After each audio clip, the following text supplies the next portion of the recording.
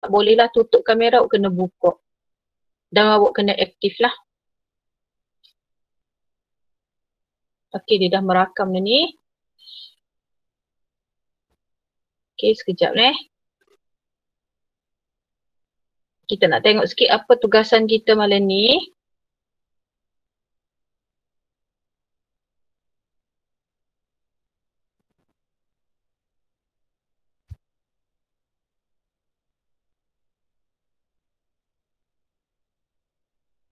Okey, jadi malam ni kita akan buat pembentangan biologi.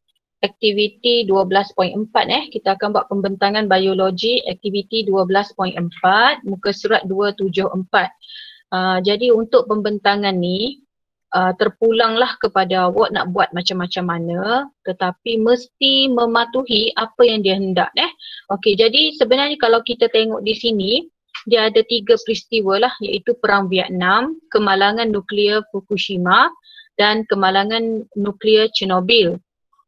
Jadi awak cikgu tahu awak imbas QR code kan untuk mencari maklumat, tapi sebenarnya maklumat ni sedikit. Awak kena cari Google pula, awak kena Google, cari dalam bahasa Inggeris, cari dalam bahasa Melayu Jadi kalau boleh waktu mula-mula pembentangan tu, kalau kita lah, kalau cikgu dia, walaupun orang tak bagi tahu kita apa yang nak kena bentang, sepatutnya bagi tahu sikit lah peristiwa ni tentang apa, berlaku bila, kemudian terus masuk kepada impak. Impak ni ialah kesan kesan peristiwa Perang Vietnam, kesan peristiwa Fukushima, kesan peristiwa kemalangan Chernobyl terhadap tumbuhan apa-apa-apa, terhadap haiwan apa-apa-apa, terhadap manusia apa-apa-apa. Dan kalau cikgu tambah satu lagi, terhadap persekitaran jadi apa, udara, tanah jadi apa kalau you all kreatif, bila awak baca, bila awak mengkaji benda ni, sebenarnya banyak awak boleh bagi tahu cikgu sebenarnya Okey, so cikgu akan tutup slide cikgu. Sekejap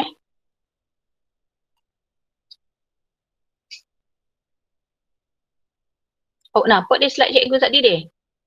Ali Abad nampak tak slide cikgu tadi? Nampak dah. Okey. So cikgu akan tutup slide cikgu.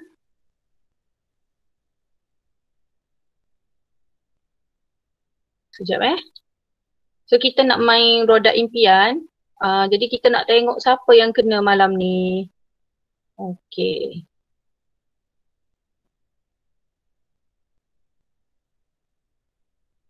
Bersedialah. Nampak? Nampak tak cikgu share? Alia nampak tak? Tak nampak cikgu. Tak nampak lagi? Tak nampak. Kalau nampak bagi tahu dah. Tak nampak. Nampak tak? Tak nampak. Okey, so cikgu. Nampak ke tak? Tak nampak cikgu. Tak nampak cikgu. Tak nampak. Nampak. Tak nampak. Tak nampak cikgu. Tak lagi cikgu. Sekejap.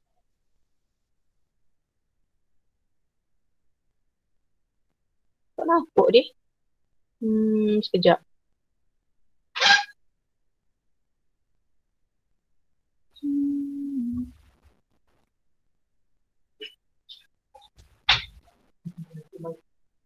Sekejap.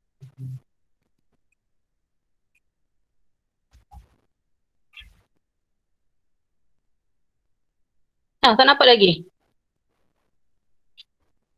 Tak nampak. Tak nampak. Nampak dah? Tak nampak cikgu. Buat apa pula tak nampak sekejap Adalah tu. Sekejap.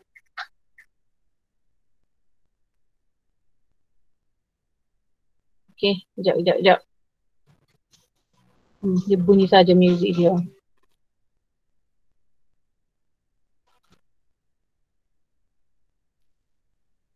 Sekejap.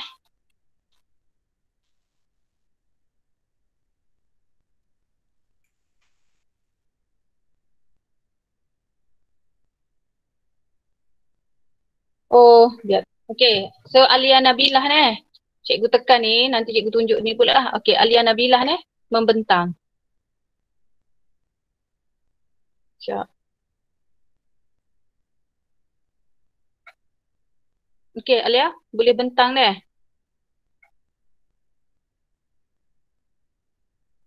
Alia Nabilah mana cikgu? Alia Nabilah. Kejap.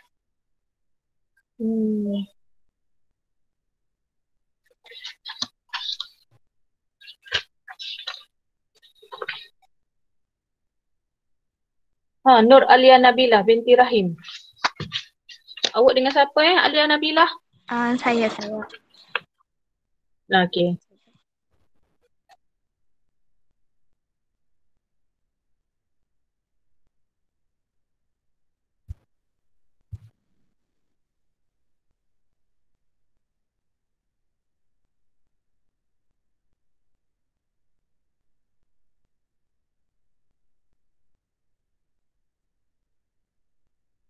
Sekejap.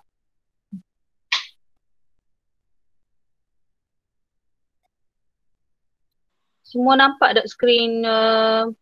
Nampak cikgu. Sekejap cikgu. Awak nampak skrin kawan awak?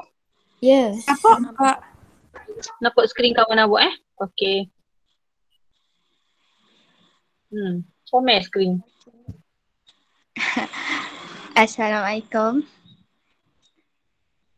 Hari ini saya Tuan Amali Maisara dan Alia Nabilah akan membentangkan presentation biologi.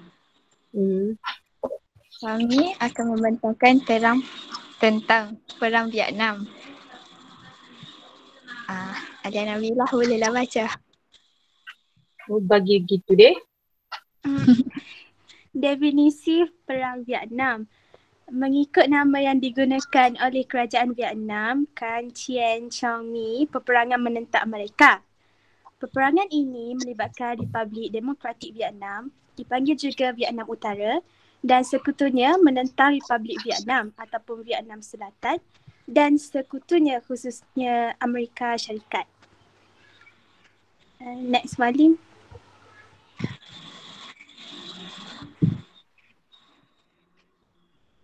Nampak tak? Operasi nampak. Grand Hand. Semasa Perang Vietnam, tentera AS terlibat dalam program agresif perang kimia yang diberi nama Operation Grand Hand.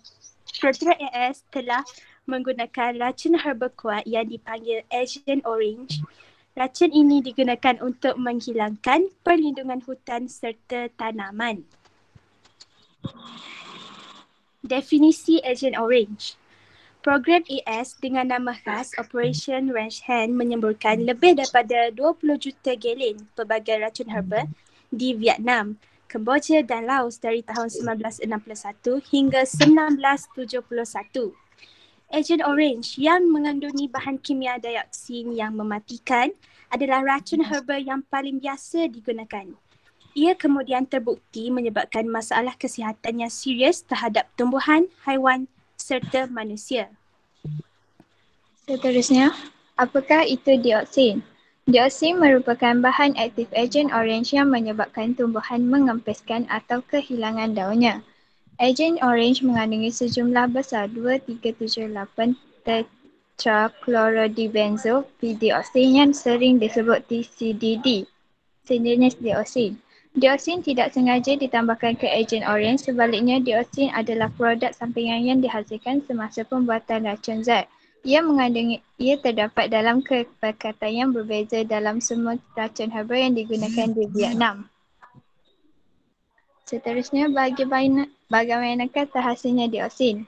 Dioksin dihasilkan dari pembakaran sampah atau pembakaran gas, minyak dan arang batu, serta merokok dan dalam proses pembuatan yang berbeza seperti pemutihan. TCDD atau dioksin yang terdapat di dalam Agent Orange adalah yang paling berbahaya daripada semua dioksin. Kesan-kesan Agent Orange terhadap haiwan. Reaksi kimia ini telah mengakibatkan kepupusan spesies haiwan liar. Dioksin terkumpul dalam tisu lemak di dalam badan ikan, burung dan haiwan lain. Kesan Ejen Orange terhadap tumbuhan pula. Ejen Orange disembur ke atas kawasan hutan secara sengaja untuk memusnahkan kanopi pokok dan sebarang tanaman yang boleh dijadikan makanan atau tempat berlindung oleh pihak biakcon. Kesan Ejen Orange terhadap manusia pula, dioksin mengakibatkan pelbagai penyakit seperti ruam dan kerosakan kulit lain serta keguguran gejala psikologi, diabetes jenis 2, cacat lahir pada kanak-kanak dan barah seperti penyakit Hodgkin, barah prostat dan leukemia yang berlaku kepada manusia. Sekian, terima kasih. Okey, tak ada gambar Tak ada, teacher. Tak ada gambar. Oh, kalau awak bagi gambar lagi menarik sebenarnya. Jadi kalau kita tengok kejam lah sebab dia macam nak hapus semualah. Okay, nak hapus sumber, nak hapus makanan supaya manusia pun tak ada juga. Okay, so terima kasih. Cantik slide tu, nanti hantar cikgu deh. Okay, now nampaknya kesian dekat wheel of name cikgu ni tak boleh nak papar kepada awak. Tapi tak apa, cikgu akan putar lagi. Walaupun awak tak ada, nanti cikgu baca nama lah. Okay, so cikgu akan putar. Ada muzik dia .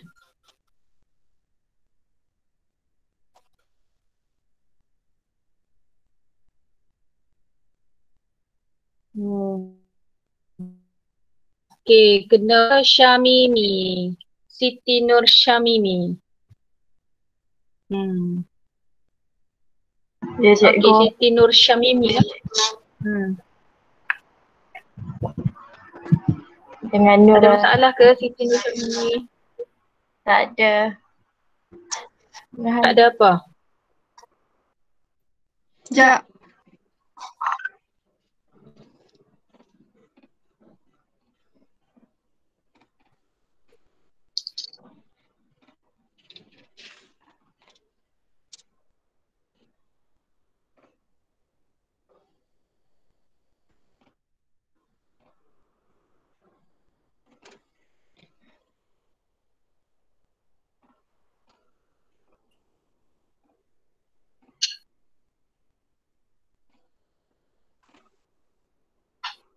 Boleh ke?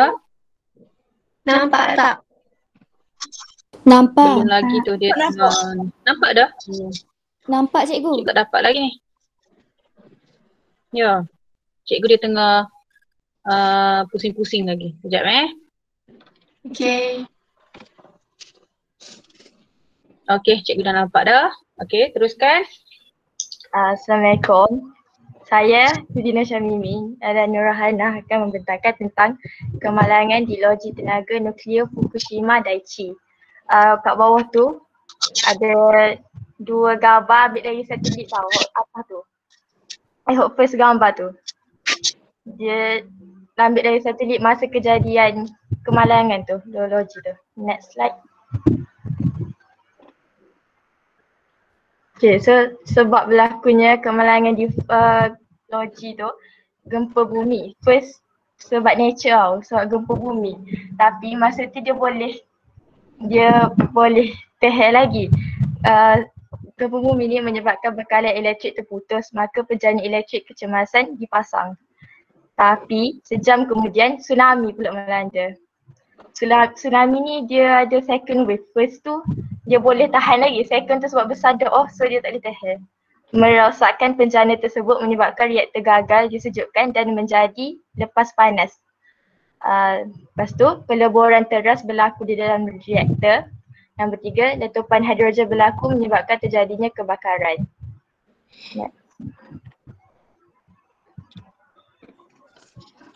Kesan kepada manusia.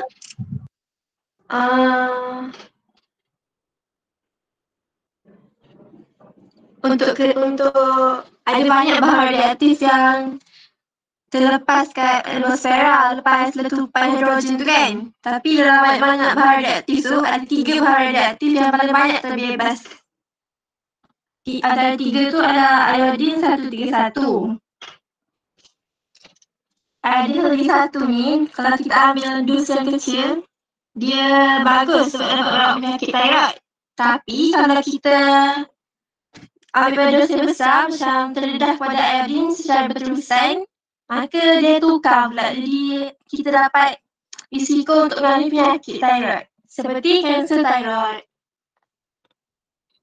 Bahan reaktif yang kedua pula paling banyak terbebas adalah cesium 137.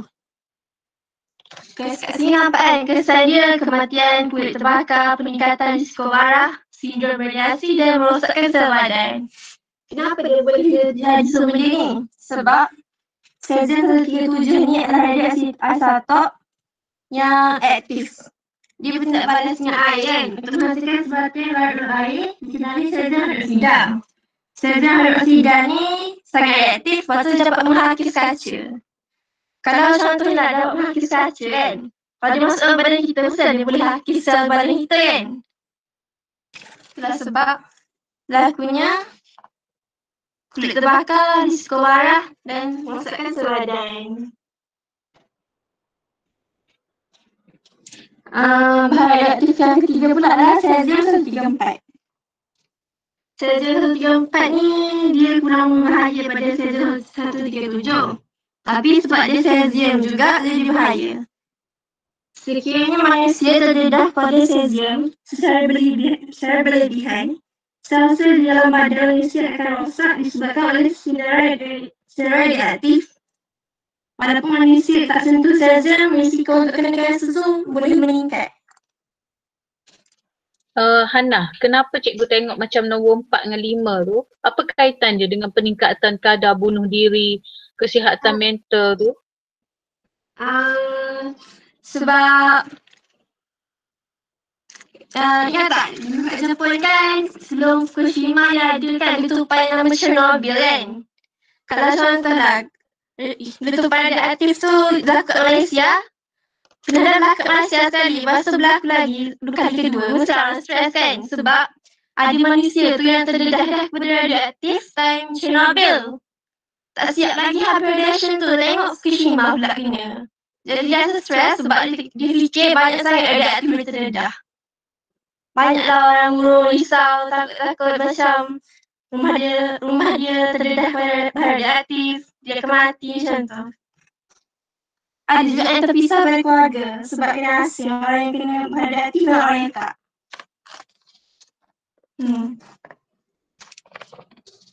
Jadi itulah untuk manusia.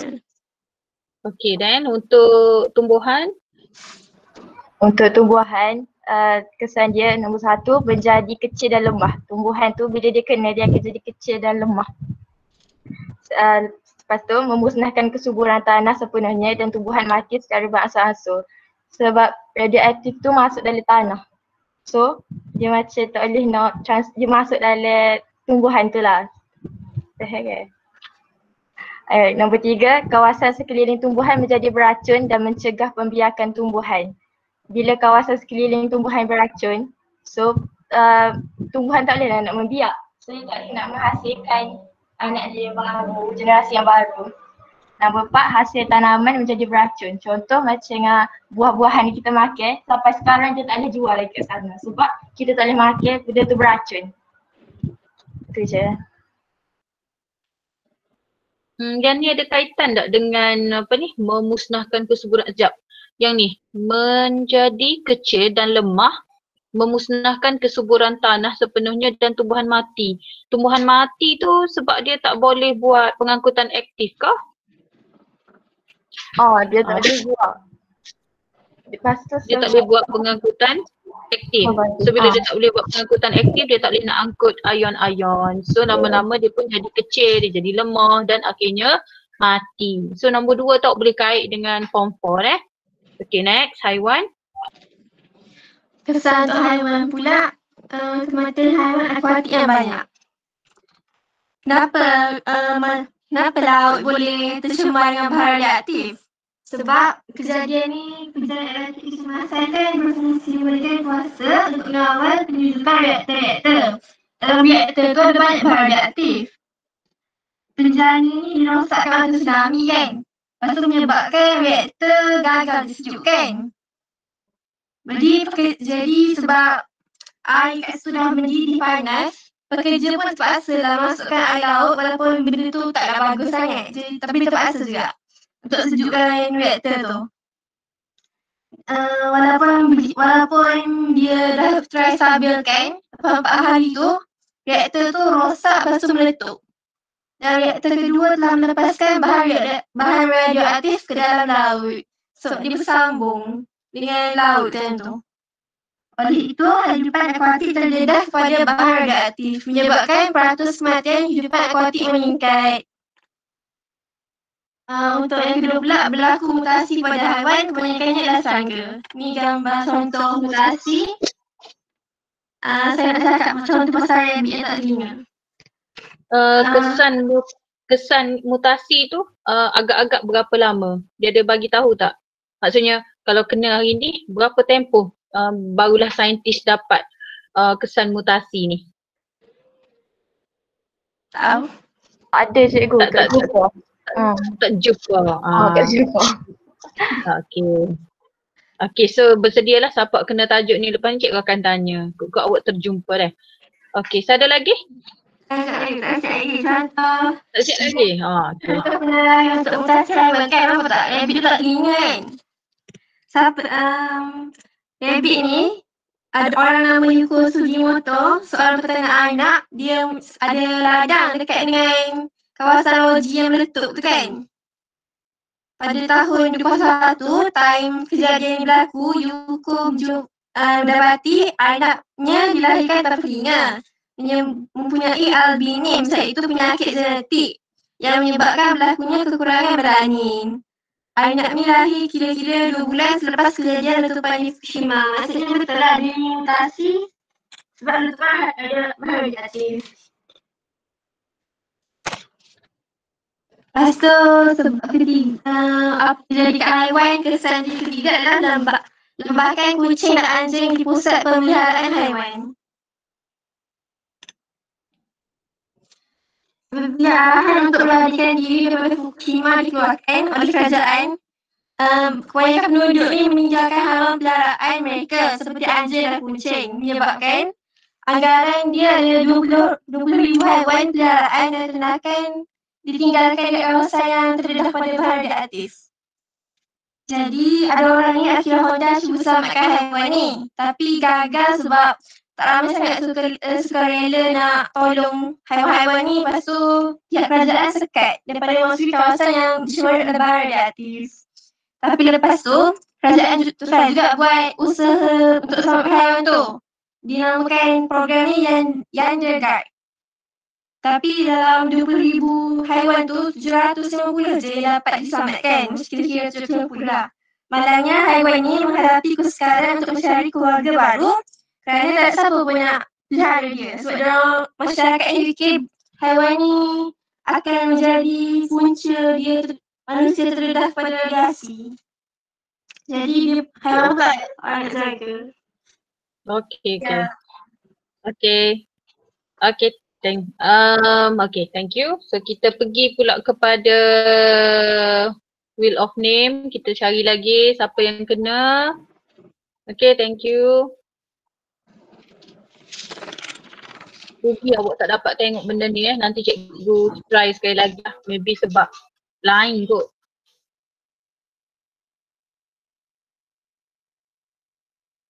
Okay, Nasihin. 5 tak kena lagi ni. Okay, Amni Nasihin ya. Tak jatuh lah 5 sifat lagi ni.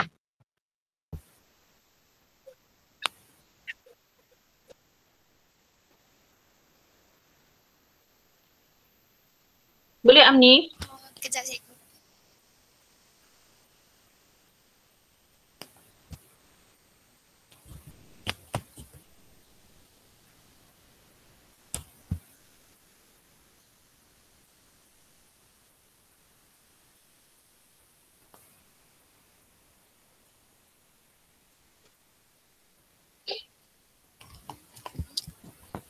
Assalamualaikum.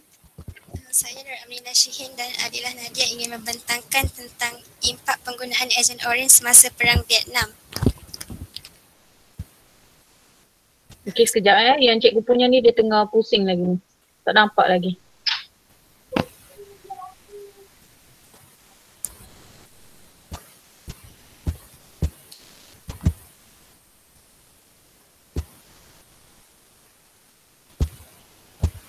Okey, nampak dah. Apakah Okey, boleh. Orange? Ejen Orange ialah racun herba yang digunakan oleh tentera Amerika Syarikat semasa Perang Vietnam. Mereka menyemburkan racun ini untuk memusnahkan jalan raya, sumber air, sawah padi dan tanah pertanian. Ejen Orange terdiri daripada dioksin, iaitu sejenis bahan kimia bertoksik yang mengandungi karsinogen. Dioksin merupakan sejenis bahan kimia yang sukar untuk terurai. Ia boleh bertahan selama bertahun-tahun, terutamanya di dalam tanah, tasik, sungai dan rantai makanan. Ejen Orange memberikan impak terhadap tumbuhan, haiwan dan manusia. Bagi tumbuhan, Ejen Orange menyebabkan tanah menjadi tidak subur untuk pertanian kerana kandungan dioksinnya yang tinggi. Oleh itu, tumbuhan tidak dapat hidup. Seterusnya, kehilangan nutrien tanah menyebabkan berlakunya penurunan produktiviti ekosistem dari segi hasil pertumbuhan. Nombor 3, tisu-tisu tumbuhan mengalami masalah kerana terdedah dengan ejen Orange.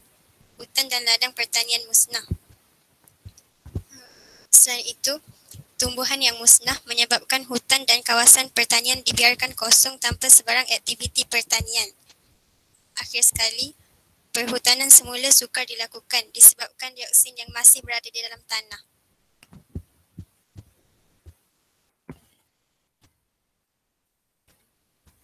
Seterusnya,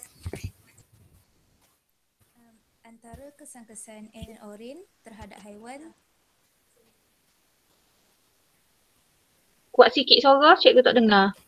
Antara kesan-kesan Ejen Sekejap. Okey, kuatkan sikit.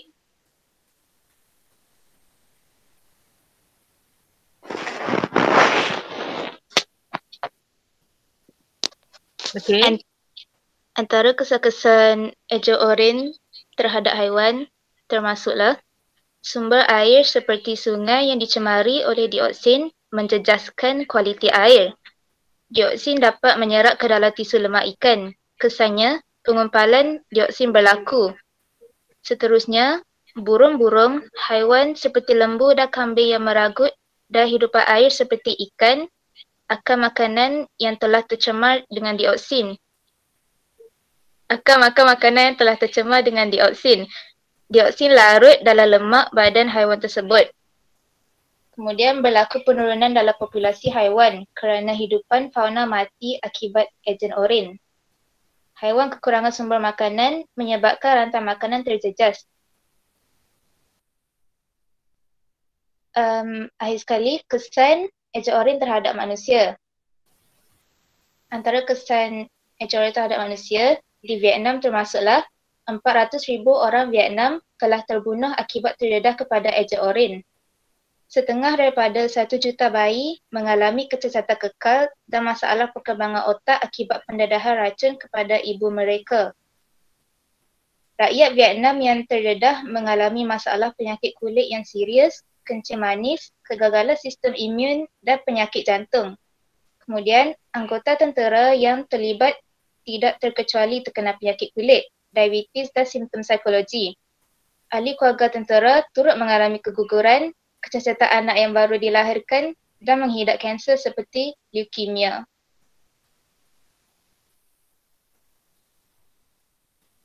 Okey, awak dah bentang kan? Cikgu nak tanya, apa awak punya pandangan lah terhadap kejam tak kejam ke penggunaan ni lah yang orang panggil senjata biologi.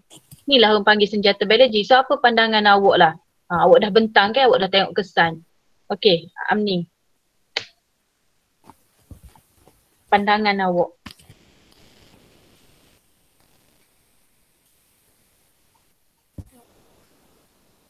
penggunaan ejen Orange ni yang membawa keburukan kepada alam sekitar dan juga manusia.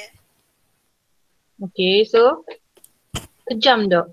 Kejam. Sebab sekarang ke banyak negara sedang membangunkan senjata biologi. Inilah yang kita panggil senjata biologi.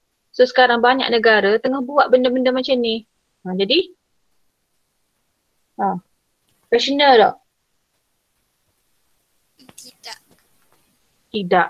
Okay. Sebab awak kena tahulah banyak negara sekarang, China, Korea Utara, dia membangunkan senjata biologi ni. Dia bila-bila masa dia boleh guna. Okay. So terima kasih. Kita pergi seterusnya. Harap-harap kena 5 syifa lah ni. Cikgu nak dengar 5 syifa ni.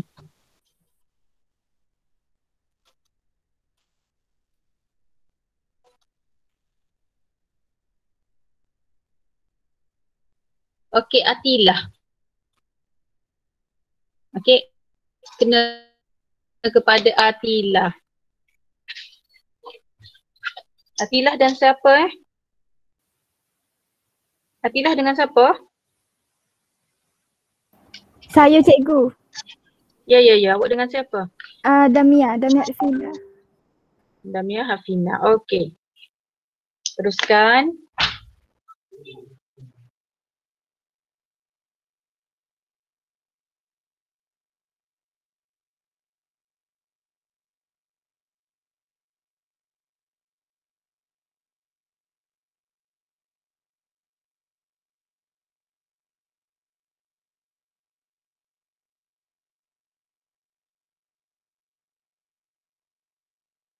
Boleh ke tu bentang? Awak share screen, awak cari entire My entire screen, jangan window. Kejap cikgu. Tak apa.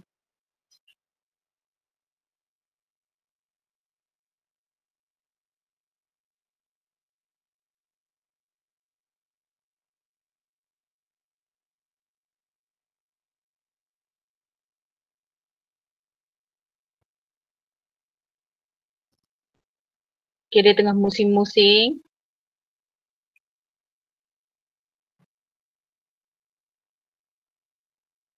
Sekejap Dekat cikgu ni dia tak keluar lagi screen.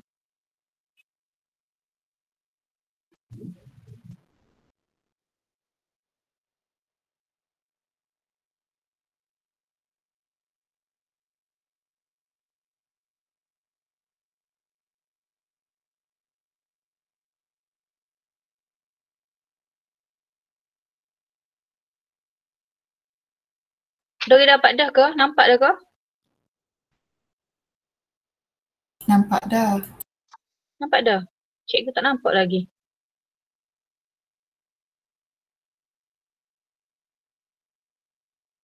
Sekejap Luna nampak dah ni. Cikgu tak dapat pun. Tak apa, teruskan lah.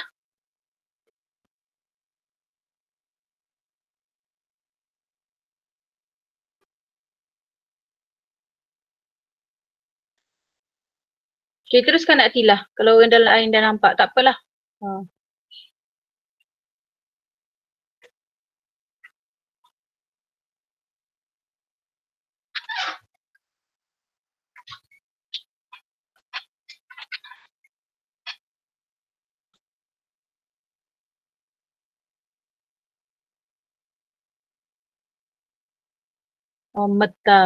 Meta cikgu. Buat apa pula tu? Dia tengah lagging. Okay.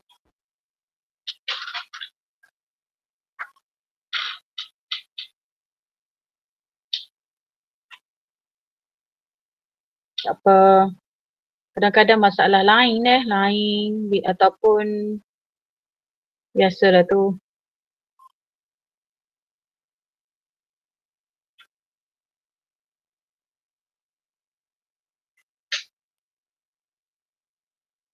Habis benda dah boleh baca. Mesej, WhatsApp.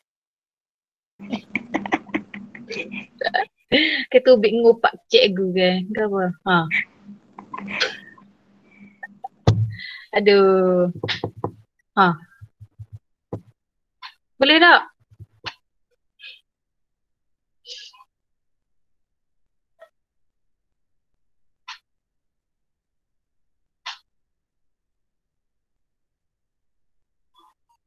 Sekejap. Tak boleh lagi. Try sekali lagi. Tu. Okey tu, tengah pusing.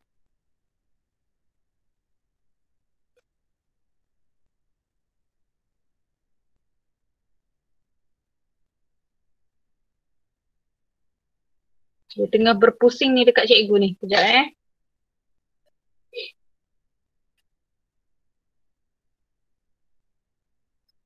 Okey, nampak dah. Teruskan.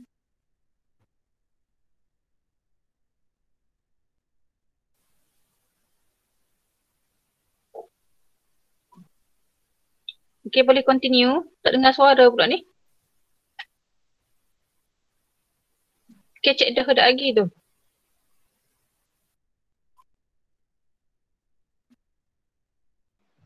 Assalamualaikum. Dengar dah. Waalaikumsalam.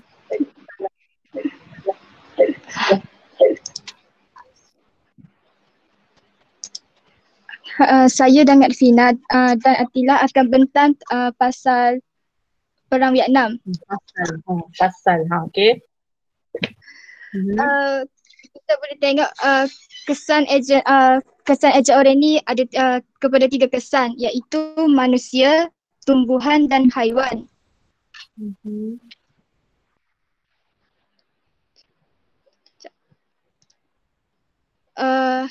Okey, apa itu ejen Oranye? Ejen Oranye ini racun dan bahan perang gas defoliant kini digunakan sebagai senjata taktikal tentera Amerika Syarikat untuk sebahagian daripada rancangan peperangan herbisida Operasi Ranch Hand semasa Perang Vietnam dari 1961 hingga 1971. Ia merupakan campuran sama bahagian dua jenis racun rumpai iaitu 2,4,5-T dan 2,4-D. Bahan kimia ini bukan sahaja telah merosakkan alam sekitar, malah menyebabkan masalah kesihatan utama kepada ramai individu yang terdedah kepadanya. Ini adalah contoh ejen Oranye yang dilepaskan disembur kepada hutan. Kesan penggunaan ejen Oranye terhadap manusia. Pertama, banyak bayi yang dilahirkan mengalami kecacatan fizikal dan mental kerana mengalami mutasi yang teruk. Yang kedua, manusia akan menghidap penyakit bahaya seperti kanser, masalah neurologikal atau leukemia. Yang ketiga, manusia juga akan mengalami keradangan kulit atau penyakit kulit kerana terdedah kepada dioksin yang berkepekatan tinggi. Seterusnya kita tumbuhan. Tumbuhan mula-mula dia menyebabkan udara dalam keadaan tidak bersih kerana mempunyai ejen kimia. Yang kedua, menghalang pertumbuhan pokok kerana tanah mengandungi racun. Ketiga, perhutanan semula pula sukar untuk dilakukan disebabkan dioksin yang masih berada di dalam tanah. Keempat, penebangan hutan mengakibatkan dedaunan dan bakau yang kurang berumur tidak dapat tumbuh walaupun hanya satu penyemburan. Kesan kepada haiwan pula, pengumpulan dioksin ejen Oranye ada dalam tisu lemak haiwan makanan manusia telah membawa kepada risiko penyakit kanser. Yang kedua, sebilangan besar pendedahan manusia adalah melalui makanan seperti daging, ayam, produk tenusu, telur, kerang dan ikan. Sekian, terima kasih.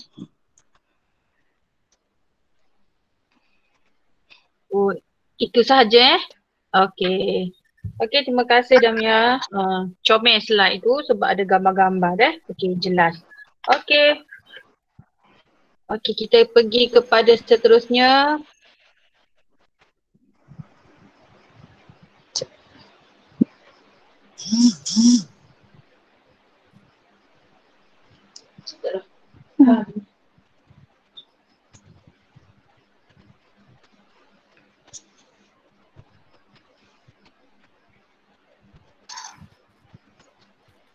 Kena kepada Nur Aisyah Hanim. Ada? Aisyah Hanim? Sebab tadi ada yang beberapa orang tu mesej cikgu, line dia slow. Boleh Aisyah?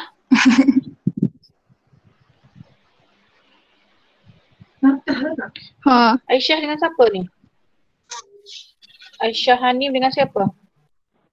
Boleh cikgu, boleh. Main slow. Boleh, okey.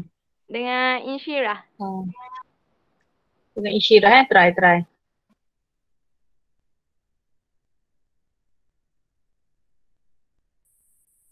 Gemetar cikgu. Tak apa.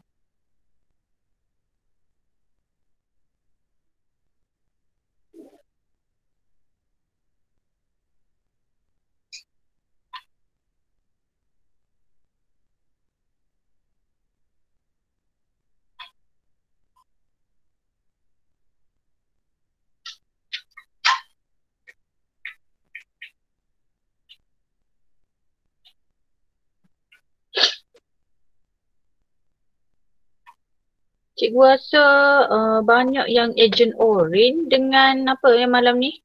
Agent Orange. Yang kurang tu Chernobyl tu.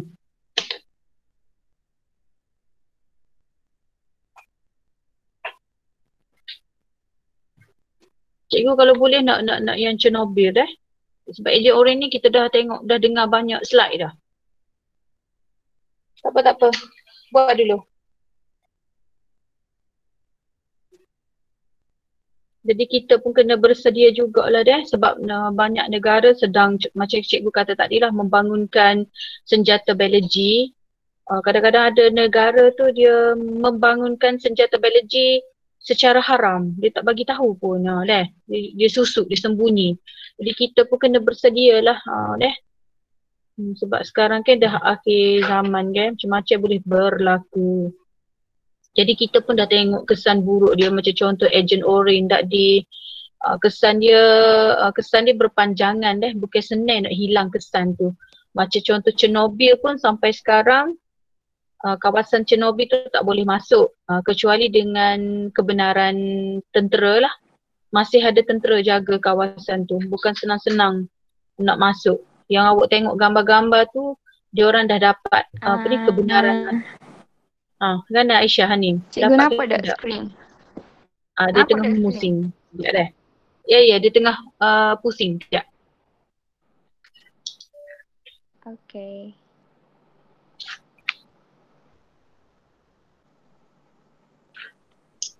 Sekejap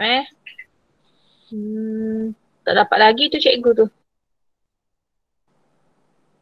Awak ambil entire screen jangan ambil window, jangan ambil tab.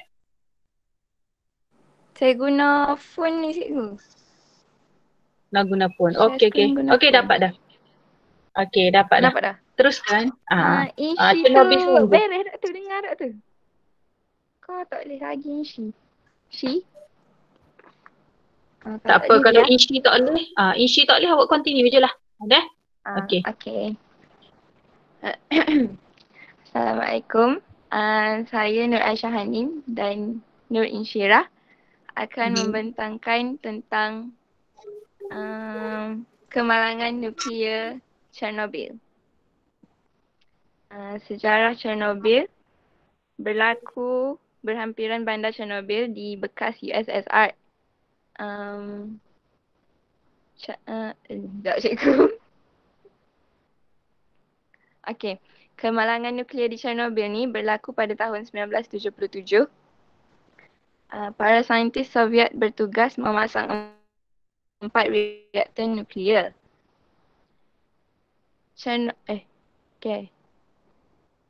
Pusat nuklear ni terletak di sempadan Ukraine dan Belarus. Anggota bomber berusaha memadamkan api dan helikopter. Apa tu? Apa tu? Gapa cikgu? Menabu. Untuk menabur pasir sebab nak padamkan api dan menahan api tu daripada merebak. Lepas tu, hingga 30% daripada semua uranium dari 190 tan metrik merebak ke atmosfera. Diputuskan untuk memindahkan 335,000 orang. Zon pengecualian dengan radius 30 km dibuat di sekitar reaktor. Punca kemalangan nuklear di Chernobyl ni berlaku ketika latihan penyelenggaraan rutin untuk reaktor keempat kerana kemampuan bahan nuklear untuk menyejuk ke suhu rendah tanpa elektrik. Selain itu, semasa ujian penyejukan kuasa di dalam kilang meningkat. Beberapa usaha dilakukan untuk mematikan reaktor, namun peningkatan daya yang menyebabkan reaksi berantai letupan berlaku di dalam reaktor. Inti reaktor terdedah dan menyebabkan sejumlah besar bahan radioaktif terbebas ke atmosfera. Okey, lepas tu kesan. Kesan kemalangan nuklear kepada tumbuhan bertukar warna menjadi coklat, kemerahan dan mati sebab tumbuhan tu dia serap radioaktif tu terlampau tinggi. Lepas tu tumbuhan mengalami kerosakan teruk pada tisu pembiakan. Tumbuhan juga menjadi bahan toksik kepada manusia sebab ada tumbuhan manusia boleh makan kan. So bila tumbuhan tu serap radioaktif tu terlampau tinggi, dia jadi bahan toksik lah kepada manusia. Okay. Lepas tu kesan kepada haiwan. Sekejap cikgu. Haiwan boleh mati, cikgu nampak tu. Haiwan boleh mati sebab haiwan pun sama lah macam manusia, macam manusia. Macam tumbuhan sebab dia serap radioaktif tu tinggi lajak kan. Lepas tu boleh lahirnya haiwan cacat. Okay, next. Kesan kepada manusia. Manusia boleh menghidap barah seperti barah thyroid. Barah thyroid ni banyak kena ke kanak-kanak yang berumur 15 tahun ke bawah. Apa barah thyroid? Bukan barah lain. Kanser thyroid. Apa tak kena kanser lain? So apa Tak tahu. Tak tahu. Kena cari lagi tu. Cikgu pun nak tahu juga kenapa kanser thyroid Okey, lagi sambung. Okey, lepas tu manusia pun boleh menyebabkan kematian. Boleh menyebabkan kecacatan kelahiran sama macam haiwan saat ni. Lepas tu manusia boleh boleh menyebabkan jadi buta sebabnya radiasi tinggi lajak. Betul? Mula-mula dia akan muncul ke tempat kekeruhan tu kan. Lepas tu dia akan jadi katarak. Katarak tu penyakit mata kan cikgu kan? Katarak dia macam ada satu lapisan di mata kita tu. Okey. Lepas tu peringkat terakhir adalah buta. Okey. Lepas tu boleh membawa kepada kemandulan. Sebab sebab kesan radiasi tu kan bahaya kan. Dia menyerang sistem pembiakan. So dia boleh membawa kepada kemandulan. Sebab dia serang sistem pembiakan, jadi menyebabkan sperma yang terhasil ke oksid sekunder yang terhasil tidak bermutu. So bila tak bermutu ke dia jadi mandul lah. Okey. Lepas tu last sekali kehilangan ingatan dan keupayaan untuk berfikir. Weh, buat apa tu? Sebab otak kita terdedah dengan radiasi tu. So dia jadi kehilangan ingatan dan keupayaan untuk berfikir. Apa Kenapa tak tahu juga. Ada dua benda sebab tu cikgu kata cikgu nak dengar banyak presentation. Sebab apa? Sebab grup ni jumpa jumpa point lain. So macam contoh yang ni dah ada dua yang menjadi persoalan pada cikgu. Kata tadi kesan dia kanser thyroid. Yang kedua jadi hilang ingatan. Jadi kena cari lagi tu. Sepatutnya kena cari perkaitannya dah. Okey. Cikgu menarik benda ni. Cikgu pun nak tahu juga buat apa. Okey, kita pergi. Thank you. Banyak benda-benda baru. Cikgu pun benda baru juga bagi cikgu dah. Dua fakta tadi. Okey, kita pergi seterusnya. Cikgu takut awak tak percaya kan cikgu nak record video ni lah. Cikgu main wheel of names ni. Okey, sekejap Okay. Tekan tengok siapa yang kena. Cikgu stop record sharing. Tubik lagi tak? Okey, dah. Tubik lagi, dah kan? Okay. Stop dah tu. Aisyah Mimi.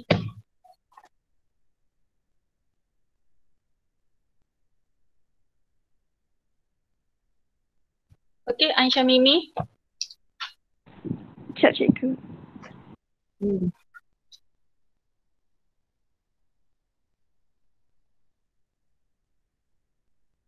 Dia kesan-kesan radioaktif ni, dia akan ambil kesan panjang, lama.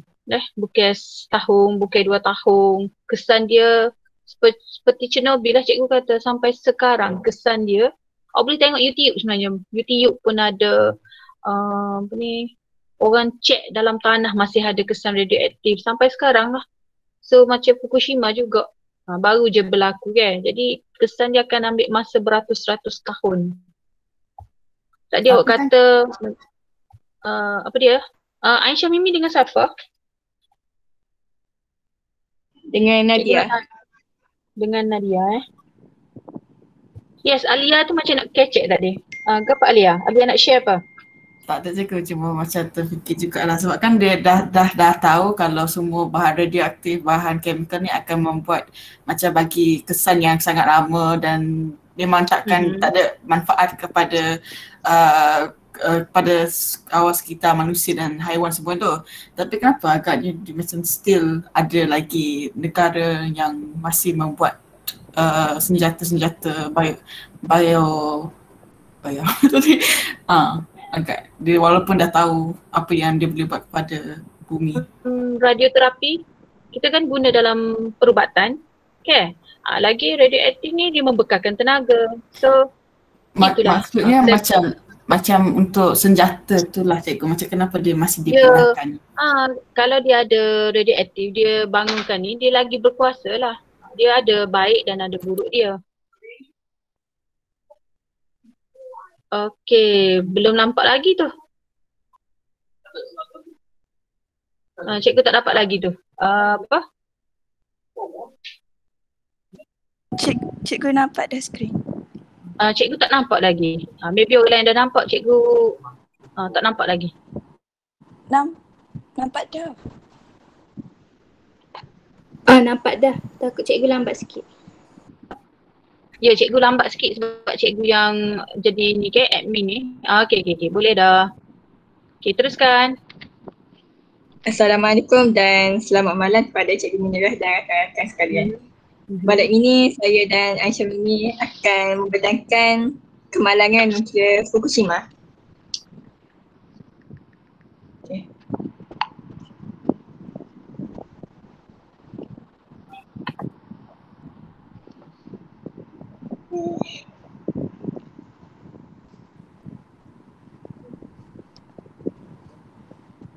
Mimi next.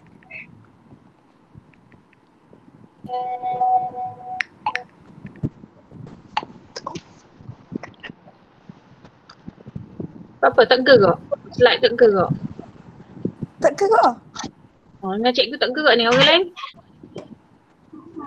Tak gerak. Okey, jadi dah.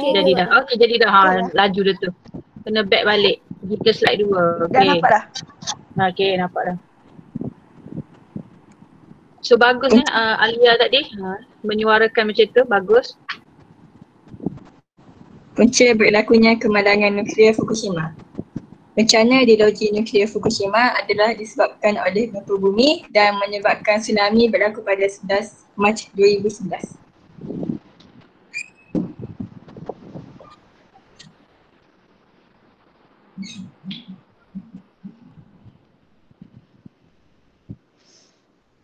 Tak gerak.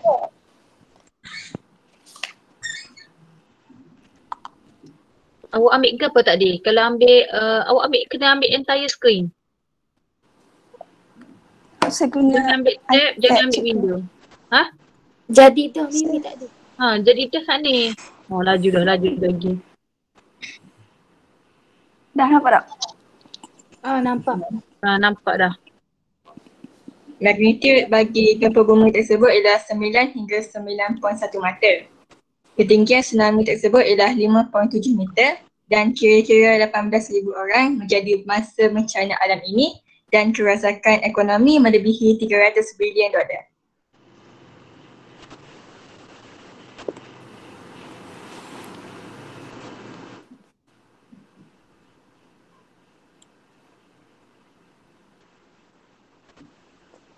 Nadia, Ya. secara langsung dikira Fukushima, sejumlah besar radiasi jatuh ke atmosfera akibat pencairan bahan api. Lepas tu ni kesan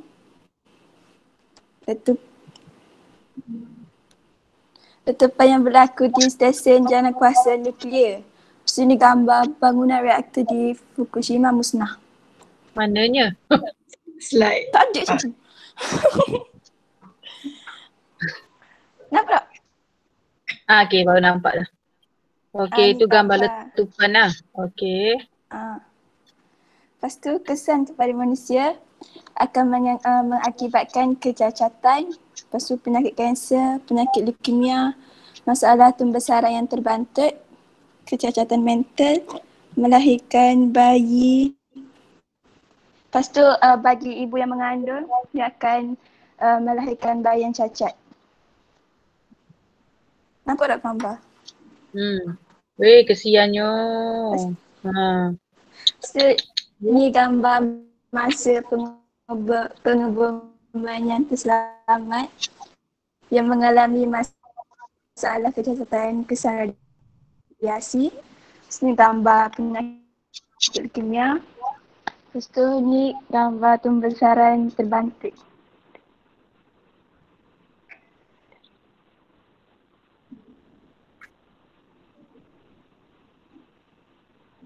Nadia. Seterusnya, kesan kepada haiwan. Haiwan akan terancam kerana kemusnahan ekosistem, habitat haiwan musnah, haiwan menjadi cacat dan menyebabkan kepupusan haiwan.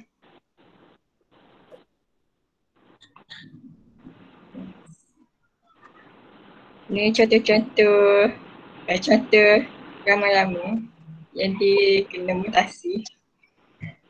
Dia jadi mana lama-lama tu? Kepak sebelah yang dia kecil. Oh, lepas tu dia tak boleh terbang? Boleh terbang lagi. Oh, Betul mata dia jadi besar, dia besar sebelah macam tu? Ya. Ada kesan tu bila dia besar sebelah macam tu? Mungkin dia terbang tak seimbang. Oh, terbang tak seimbang. Lepas tu lama-lama jadi macam mana? Mati? Ke macam mana?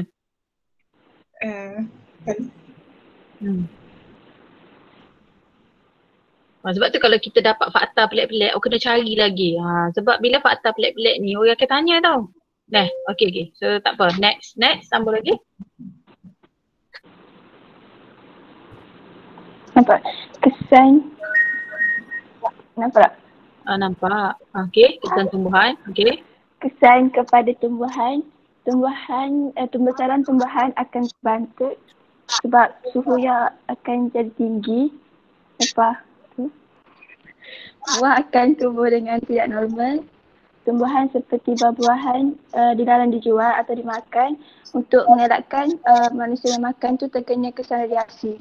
Lepas tu tumbuhan dia tak dapat menjalankan proses fotosintesis kerana stoma dia diseliputi oleh bahan radioaktif. Dah. Ya, tu je. Okey, thank you. Okey, so kita stop sekejap. Cikgu nak tanya, cikgu akan tanya secara random deh. Cikgu sebut nama. Nak tanya siapa ni? Cikgu nak tanya Farah Ainun Amalin ada? Farah? Ada ke? Farah ada? Tiba-tiba tak ada Farah. Zatil ada Zatil. Zatil ada tadi ke? Cikgu. Okey. Zatil, apa beza tiga-tiga peristiwa tu? Apa beza antara tiga-tiga peristiwa tu? Setelah kawan-kawan awak bentang, apa beza tiga-tiga tu? Yang awak dapat lah.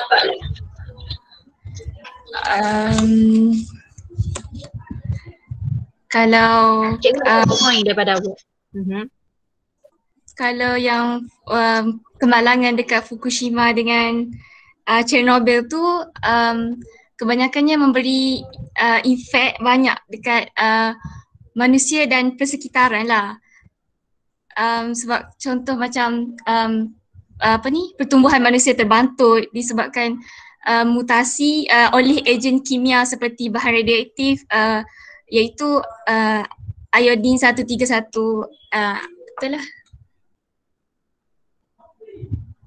Bila dia beza, dia kena tegai. Awak kata Chernobyl dengan Fukushima. So lagi, bila kita beza, kita kena bagi tahu A macam ni, B macam ni. Ejen Orange, kesan dia tak ni kah? Kalau bagi ejen orange tu kesan dia sikit. Okay, kalau ejen orange tak ada. Okay, so kita tanya orang lain pula. Okay, antara tiga-tiga peristiwa tu, apa beza setelah kawan-kawan awak bentang yang awak dapat yang awak dapat simpulkan? Okay, cikgu nak tanya Amira Afrina. Cikgu ni sebenarnya tengah bagi markah PBD ni. Amira, aku rasa lah antara tiga-tiga peristiwa tu, apa perbezaan yang awak memang dapat tengok? Yang awak rasa macam, yang awak boleh kesan lah. Cikgu dengar tak suara saya? Dengar, sedap benar suara. Secara umumnya pada pendapat saya lah, nak dibandingkan dengan tiga-tiga ni, kalau perang Vietnam tu dia berlaku kemalangan tu macam bersebab. Sebab tentera Amerika Syarikat tu nak berperang dengan Vietnam. Kalau kemalangan nuklear Fukushima tu dia lebih kepada nature, maknanya disebabkan gempa bumi semua tu, sebab tu lah berlaku kemalangan itu. Kalau kemalangan nuklear Chernobyl tu lebih kepada kecuaian yang saya tahu. Dia lebih very kepada good. Kecuaian. Yes, very good. Hak tu cikgu nak dengarnya. Okay, kalau awak tengok tiga-tiga tu, kalau yang ejen orange tu memang dia guna sebagai senjata untuk dia menawan. Dia nak kata apa, dia nak basmi, macam contoh dia nak macam apa, dia nak nak basmi generasi tu, tak sih ada generasi tu. Okey. Yang kedua, kalau yang Fukushima tu dia akibat gempa bumi. Dia bermula dengan Chernobyl. Sebenarnya Chernobyl tu sebab kecuaian. Jadi bila dia tahu dah kecuaian apa, orang dah kaji, dah buat siasatan kerana kecuaian. Jadi sebab tu Fukushima, Jepun, dia buat pula kilang tu. Dia buat kilang dan dia dah jaga dah, molek dah, ada prosedur, ada SOP dah.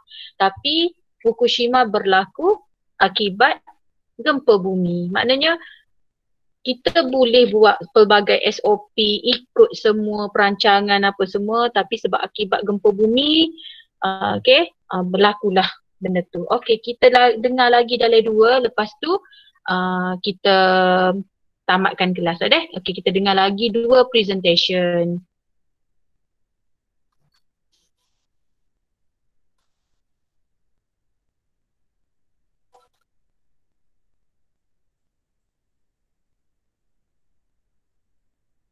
Okey, Alia Najma.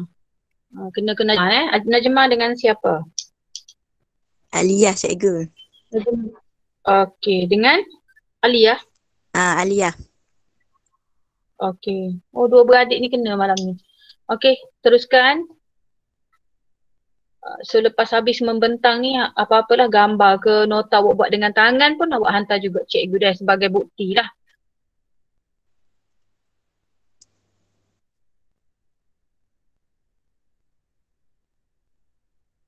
Sebab apa ni, walaupun kata Allah benda sama cikgu bentang-bentang ni, tapi bila awak bentang, cikgu dapat beberapa poin yang menarik lah.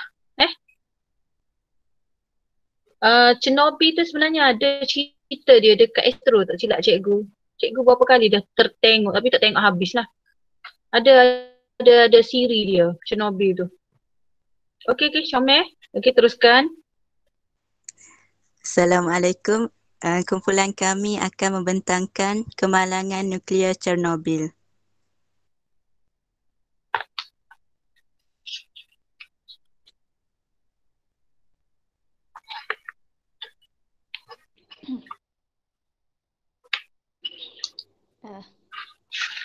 Kemalangan nuklear Chernobyl ini berlaku pada Adilah. Apa tu gongeng tu? Okey, teruskan. Kemalangan nuklear Chernobyl ini berlaku pada 26 April 1986. Dia berlaku di loji kuasa nuklear Chernobyl di Ukraine yang ketika itu berada dalam bidang kuasa langsung pihak berkuasa pusat di Moskow. Kuat sikit suara Adila. Kuat sikit. Kau pakai earphone ke? Dengar tak cikgu? Dia kadang-kadang earphone ni dia. Balas dah.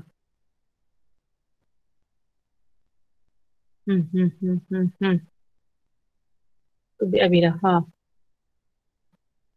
Sekejap cikgu. Dengar cikgu. Habis tubik. Nampak Korea tak Korea. Nampak nombor ke kaki kita cakap ni apa nombor.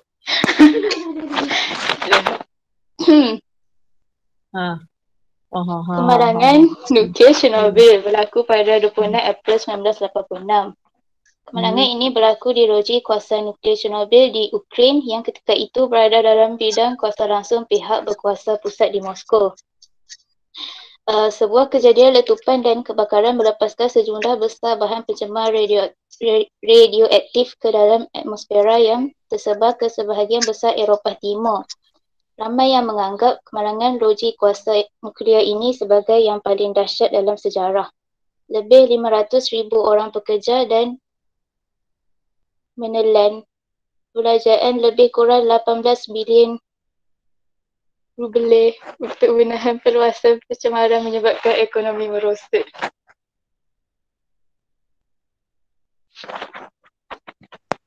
Azimah. Ya, kesan ya. Kesan. Ini dulu dah.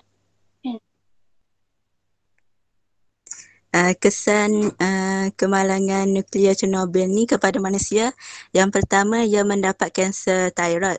Kanser thyroid ni berlaku sebab banyak iodin stratigrasa dilepaskan.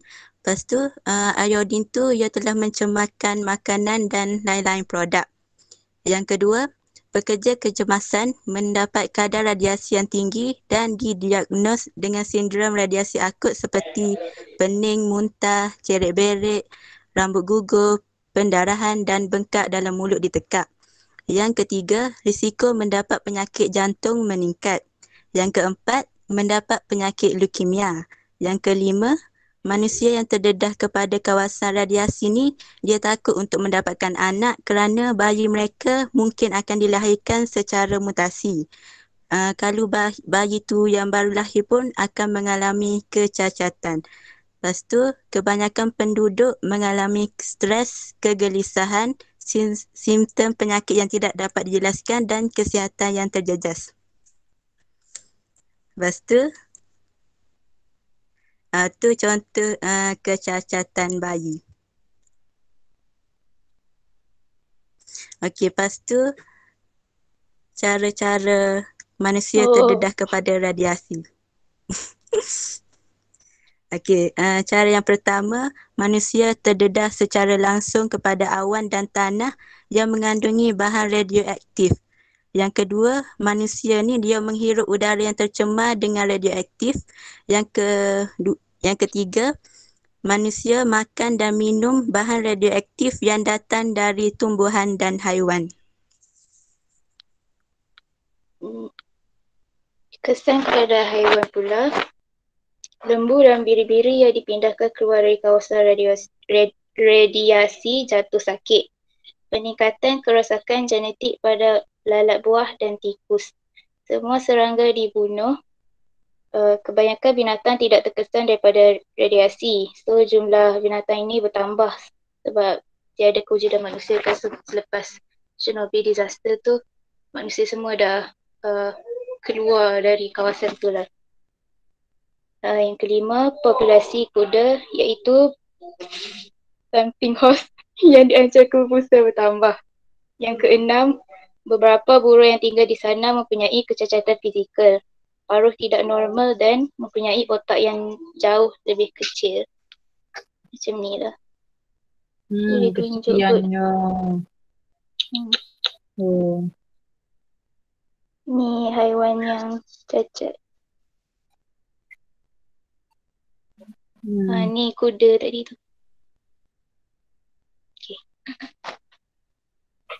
Okey, kesan kepada tumbuhan pula. Yang pertama, pembesaran tumbuhan terbantut.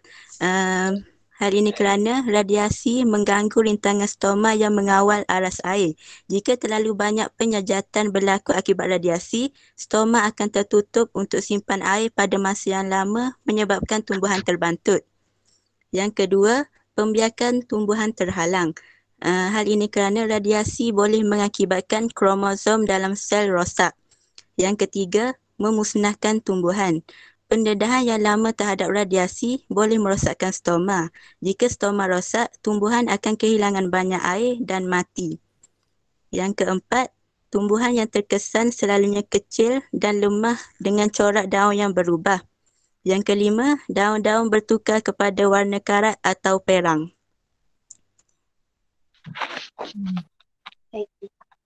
Terima kasih. Okey, terima kasih. Okey, so kita akan ambil satu lagi pembentangan. Lepas tu cikgu akan minta wakil setiap kelas merumuskan dah. Okey, so kita ambil satu je lagi. Okey.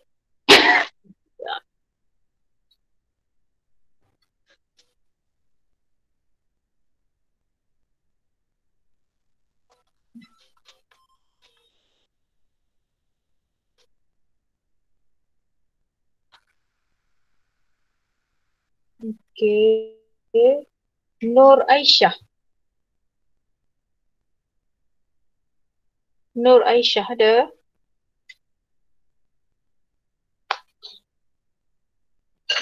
Tadi kena dah Nur Aisyah Hamim dia. Sekejap kita cari. Present dah cikgu. Present dah tak ada. Sekejap. Kita cikgu start suara lagi. Oh, okey.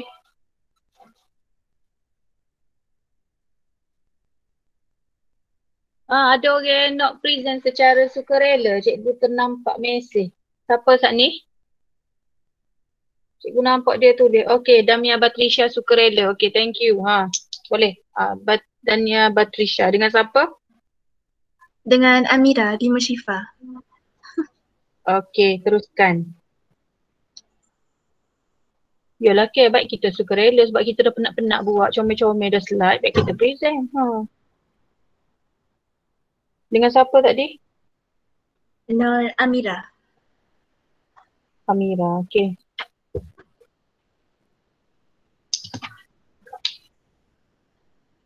Assalamualaikum warahmatullahi wabarakatuh. Saya Amira akan akan membentangkan tentang Chernobyl.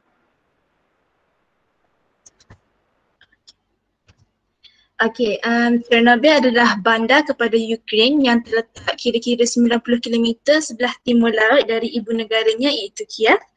Kawasan tersebut telah menjadi tempat tinggal kira-kira 14,000 orang penduduk. Kawasan tersebut bandarlah merupakan sebahagian daripada kerajaan Soviet dan mempunyai stesen kuasa nuklear pertama di Ukraine. Chernobyl masih menjadi tempat tinggal kepada haiwan-haiwan liar sekarang lah yang berhabitat di kebanyakan bangunan yang terbiar. Kawasan tersebut dikenali sebagai bandar hantu sekarang, ghost town, Dan pada masa kini juga kebanyakan penduduk tinggal kira-kira 30 km daripada zon radioaktif.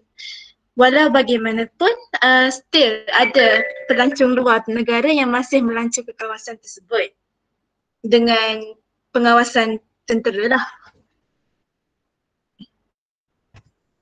Okay. Nak lebih detail macam mana kemalangan ni, so pada pukul 1.23 pagi 26 April 1986, pemeriksaan di reaktor nombor 4 loji tenaga nuklear Chernobyl di utara Ukraine dijalankan. Tujuan eksperimen ini adalah untuk menyiasat keselamatan reaktor sekiranya berlaku kegagalan bekalan elektrik ke loji. Kurang daripada 1 minit selepas pemeriksaan eksperimen, berlaku ledakan steam yang tidak terkawal yang menyebabkan penutup reaktor tu meletup dan mengeluarkan 100 unsur radioaktif berlainan yang tidak terkawal bebas ke persekitaran. Selama 10 hari berikutnya, bahan api nuklear masih terbakar. Walaupun dengan bomba, dengan helikopter dia untuk padamkan api pun tak padam-padam api tu. Yang ni menyebabkan keluar kepulan awam radiasi beracun yang mencemarkan sehingga 3/4 negara di Eropah dengan Ukraine serta negara jirannya di Belarus dan Rusia yang terjejas paling teruk lah. Walaupun kebakaran di loji nuklear masih berlaku, tetapi risiko terhadap radiasi dinafikan atau diminimumkan oleh kerajaan Soviet. Yang tu dia tak boleh beramai lah yang kenanya, lambat tindak balas. Dia macam nak tutup cerita. Kesan kemalangan nuklear terhadap manusia. Amira, okey.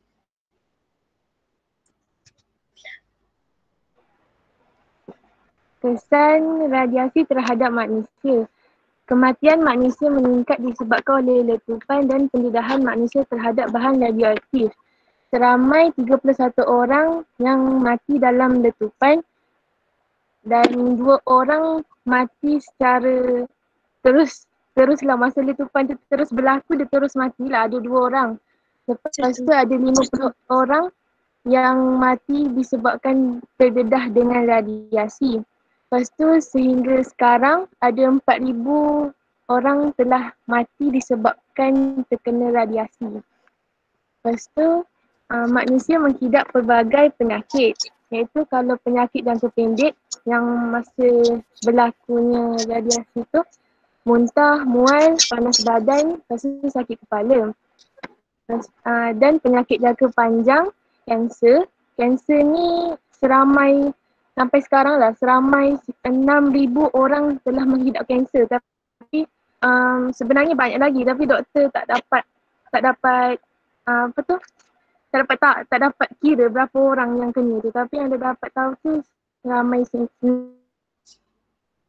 Lepas tu kanser thyroid yang disebabkan oleh pendedahan iodin dalam bahan radioaktif tu yang meningkat kepada kanak-kanak yang berumur 18 tahun ke bawah. Jadi banyak kanak-kanak yang umur 18 tahun ke bawah ni kesemuanya kena kanser thyroid. Lepas tu kena tu menjawab soalan dia lah tu tadi. Ingat tak? Tadi cikgu tanya kenapa kena kanser thyroid? Sebab bila dia berlaku letupan tu yang antara bahan yang terbebas tu ialah iodin. So bila iodin terlalu tinggi, kanser thyroid lah. Ingat tak kalau tak cukup iodin pun kita, jadi apa? Ni dia dekat sini kan jadi apa dah? Goiter kan? Jadi bila terlebih iodin dia kesan sini juga kanser thyroid. Okay? Dapatlah jawapan. Okay, teruskan. Lepas tu kena leukemia. Lepas tu kena sindrom Down kepada kebanyakan bayi yang baru lahir. Sebab macam bila radiasi ni dia boleh menukarkan DNA. Lepas tu bilangan keguguran meningkat disebabkan oleh para doktor mensyaki jika bayi dalam kandungan dilahirkan banyak penyakit akan menimpa bayi tersebut. Yang paling banyak penyakit yang doktor ni jangka kemungkinan thyroid, tapi pada umur 20 tahun baru diorang kena. Lepas tu masalah sosial, ekonomi dan keuangan. Lepas tu masalah mental yang melibatkan psikologi dan emosi kepada manusia. Masalah mental ni dia terjadi sebab kebanyakan penduduk dia tak tahu pun sebenarnya nuklear tu sebenarnya bahan radioaktif tu bebas masa meletupan tu. Penduduk tu just nampak je letupan tu ada, tapi dia tak tahu pun letupan tu nuklear. Keesokan harinya baru diorang semua tahu yang kena nuklear sebab diorang macam ada muntah-muntah, sakit kepala, mual macam tu. Ini gambar-gambar yang kena thyroid dekat ujung sekali tu. Lepas tu yang lain-lain tu macam kena penyakit-penyakit mutasi macam tu lah. Sindendang. Lepas tu kesan kemalangan kesan kemalangan nuklear terhadap tumbuhan. Okey. Kesan terhadap tumbuhan, banyak pokok yang telah terdedah dengan radioaktif ditebang dan ditanam di tanah kawasan yang ditetapkan, waste graveyard. Dan kematian pokok juga meningkat yang menyebabkan terhasilnya hutan merah disebabkan oleh pokok di kawasan tersebut terdedah dengan bahan radioaktif yang tinggi sehingga menyebabkan pokok mati dan bertukar warna menjadi coklat kemerahan. Pokok ni kebanyakan tumbuhan sini pun dia menunjukkan kesan mutasi terhadap bahan radioaktif tu.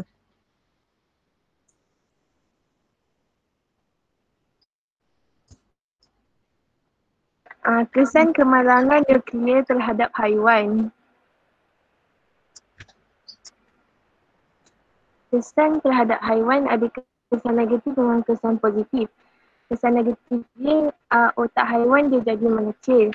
Lepas tu bulu haiwan tu menjadi putih di sebahagian tempat, menjadi albino. Lepas tu haiwan mengalami ketumbuhan tumor.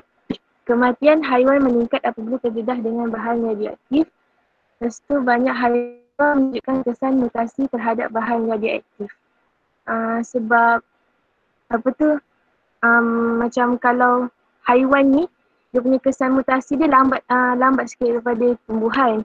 Tumbuhan tu para saintis dia mengkaji selama 12 bulan dan dapat tahu yang mutasi tumbuhan ni lagi cepat daripada mutasi haiwan.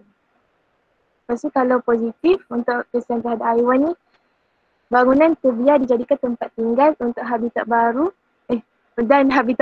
untuk haiwan liar yang tidak terkesan dengan radioaktif sebab ada setengah haiwan ni dia punya genetik tu dapat lepas dia macam dah lama-lama ada nuklear kan sekarang ni masih bahan radioaktif. Sekarang ni kan ada bahan radioaktif lagi. Tapi ada setengah haiwan tu yang dia punya genetik dah dapat adaptasi dengan bahan radioaktif tu. Jadi diorang ni dia pergi kat bangunan terbiak untuk jadikan tempat tinggal habitat yang baru untuk jalan kehidupan. Contoh haiwan yang dapat bertahan dengan radioaktif ni, musang, serigala, angsa, helang, kelawar dan burung hantu. Tapi ada banyak lagi lah ni antaranya.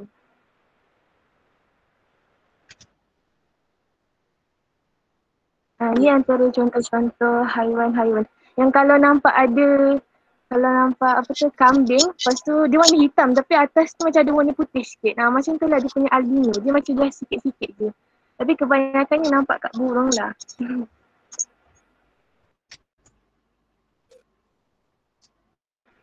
Lepas tu aku belakang ada tambah sikit lagi. Cara mengatasi. Bagus. Jadi kita belajar kan? Jadi kita ada belajar kan dalam bab apa? Bab 4. Foto remediasi. Okay, very good. Okay. Sambung. Cara mengatasi. Pertama cara mengatasi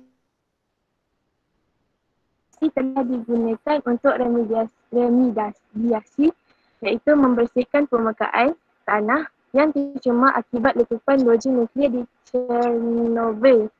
Bunga matahari bertindak sebagai hypercumulator iaitu tanaman yang dapat menyerap logam berat yang dapat menyingkirkan logam berat seperti zinc, krom, plumbum dan nikel serta bahan radioaktif cesium dan strontium.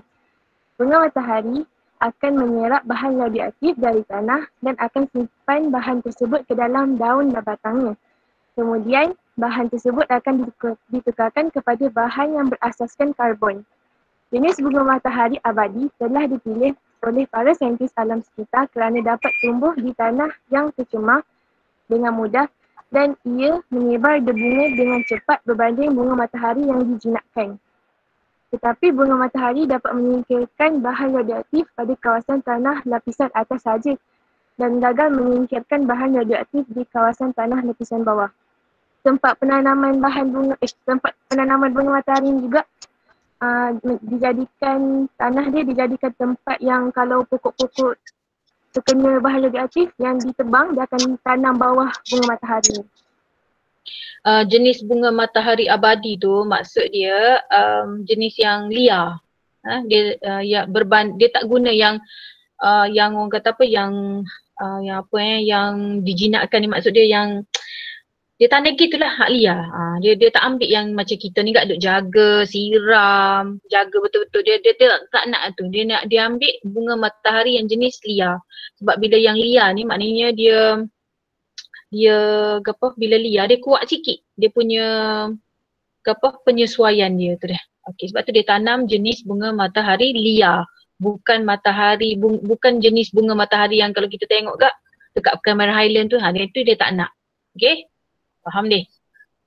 Okay, ada lagi ke? Tak ada deh. Okay, sebab ada satu permintaan. Oh, ada lagi. Habis dah last. Cepat. Sebab ada satu permintaan, ada satu grup lagi. Dia nak sangat-sangat sebab dia dah buat slide. Okay, so sikit lagi. Seterusnya Chernobyl sarcophagus dan use safe confinement. Chernobyl nuclear power plant. Awak ringkaskan Awak pilih-pilih yang penting. Okay. Okey. Dua tempat ni adalah struktur tempat pelindungan yang dibina.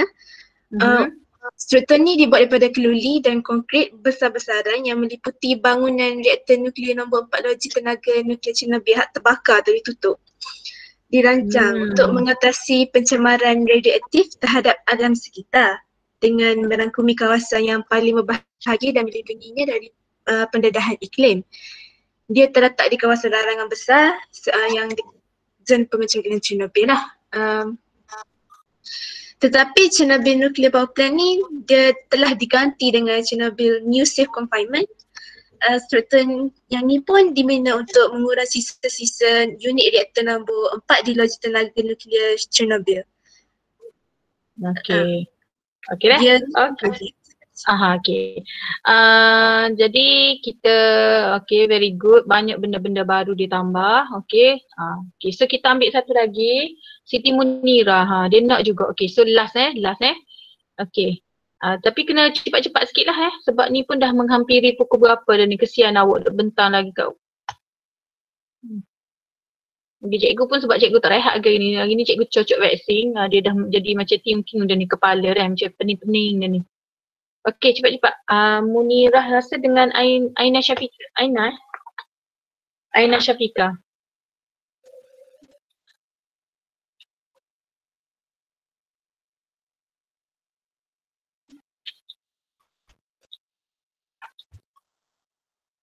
Kalau boleh awak terus pergi kepada poin baru ke? Ada poin baru yang awak nak share? Sebab awak nak present kan, mesti awak ada benda yang awak nak bagi tahu.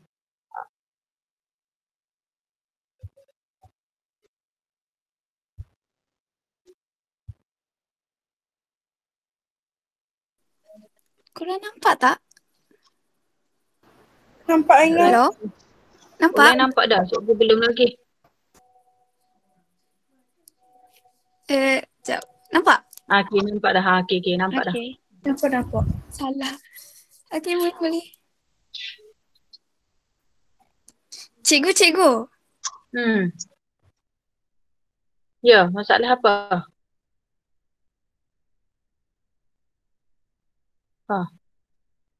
Awak ambil dekat present tu entire screen.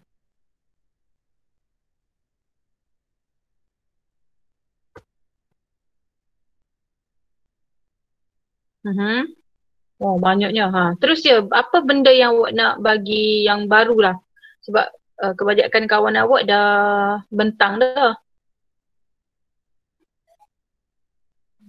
Okay, teruskan.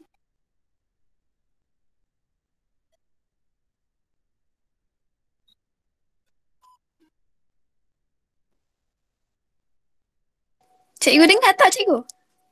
Tak dengar. Cikgu macam ni lah. Saya dah tak payah present lah cikgu dah sebab dah pukul 10.30 dah. Tahu. Sebab ambil masa dengan orang lain. Tak apa.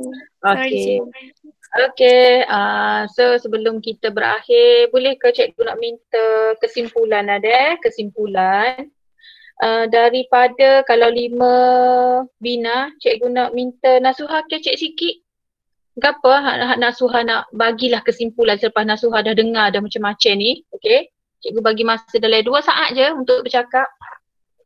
Sebenarnya bila cikgu panggil nama, cikgu bagi markah sebenarnya. Cepat. Kan Nasuha left dah. Ada lagi cikgu. Okay, cepat. 2 saat dari sekarang. Apa-apa saja kesimpulannya? Banyak benda dapat hari ni. Macam kalau perang Vietnam tu dapat tahu kejam lah.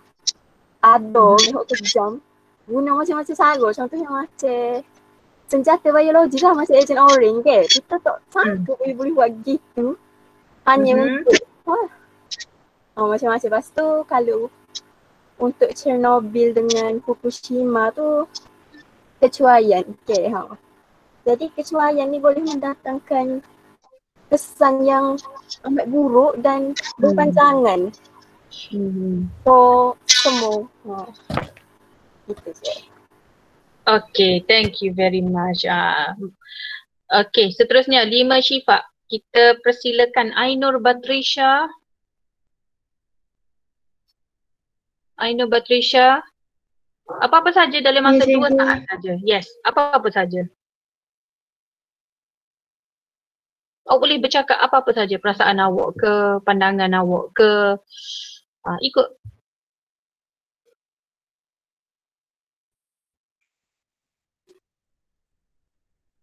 Ainur. Ataupun kita pergi kepada 5 Ilham dulu. Okey, so 5 Ilham. Okey, Ainur Batrisha, cikgu akan balik semula kepada awak ni. Okey, untuk 5 Ilham siapa nak panggil siapa ni? Okey, kita panggil Azuha Nadira. Azuha ada?